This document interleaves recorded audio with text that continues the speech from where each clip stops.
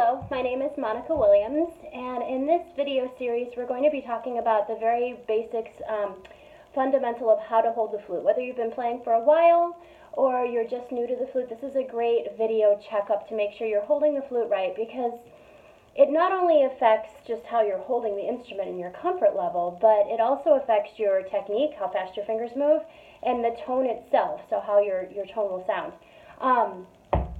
The flute is an amazingly wonderful instrument, but it's kind of hard to hold. It's the only instrument in the band that doesn't have a thumb hold or thumb guide to help hold up the flute this way.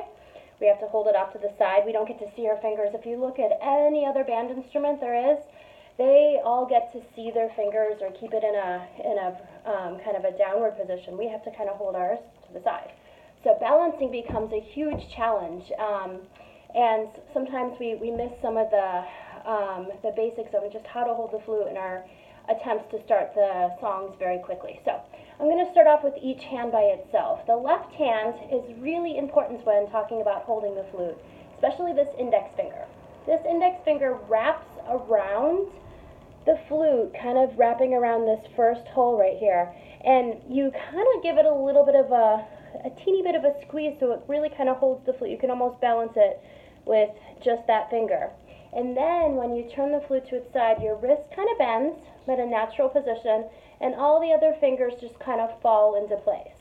Okay, this hand position is really important. To illustrate this, I'm going to have you take your other hand, your right hand, and hold the barrel or the neck head joint of the flute. And then what we're going to do to create a nice tone while holding the instrument correctly is place the flute kind of up to our bottom lip. You want to place the flute in the chin, not on the teeth line, so you don't want to squish your bottom lip.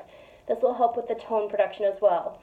So I kind of hold it here, and I'm just going to play some of the notes that I can play with this hand. I'm going to play G, A, B.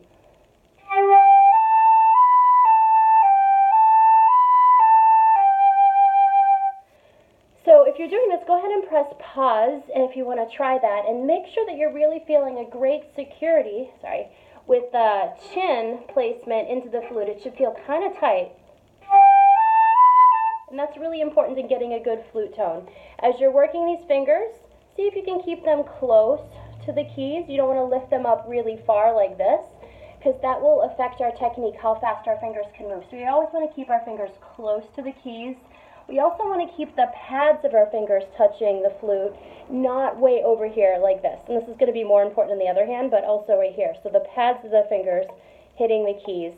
If you have an open hole, this is necessary because otherwise the tone wouldn't come out. But if you have a closed hole flute, there's usually a little ring component that you can feel there to help you find that placement. Okay, next we're going to talk about the bottom hands, or the right hands on the flute. The right hand in the flute, the thumb placement is really important here. So what I have students usually do is do kind of a peace sign, and then your thumb goes in between those two fingers. So you can do this without the flute for a second to see like how good of a grip that is. So on this one, I'm taking my thumb and I'm putting it right underneath the F and the E key. You can see that there.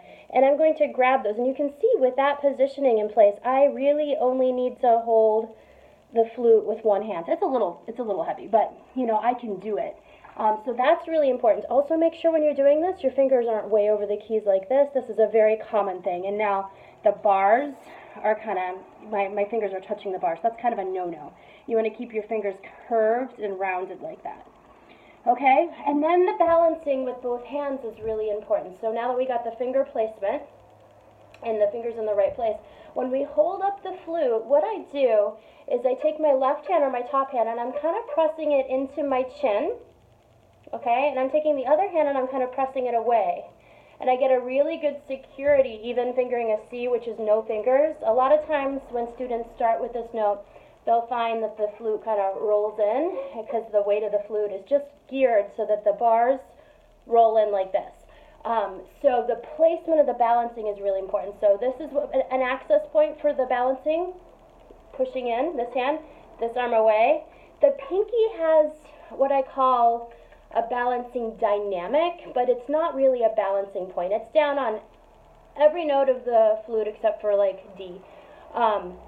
where it's up. So when it is down, it does help, but you don't want to press into it or kind of jam your wrist so you're kind of bending it this way.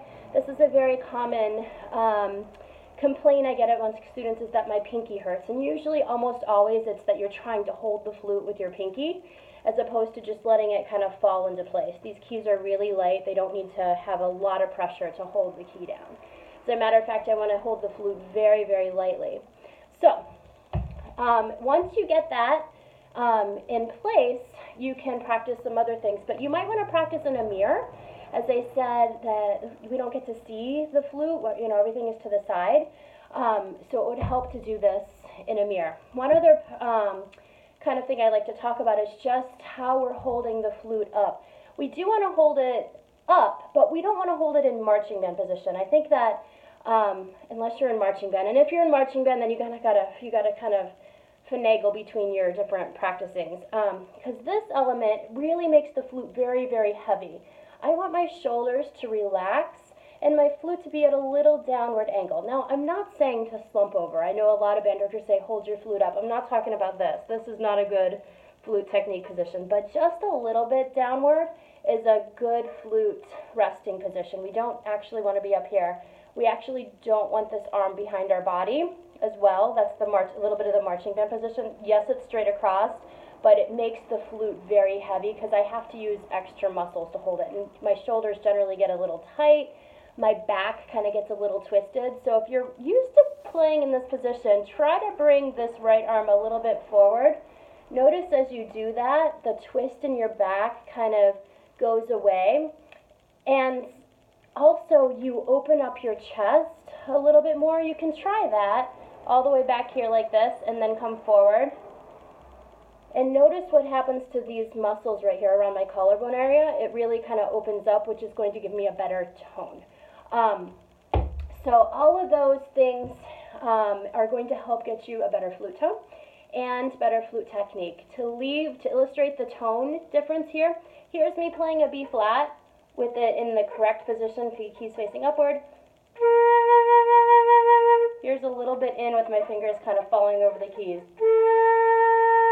It's a big difference. So the beauty of the flute is that the smallest difference can make a big difference. It's also the frustrating moment.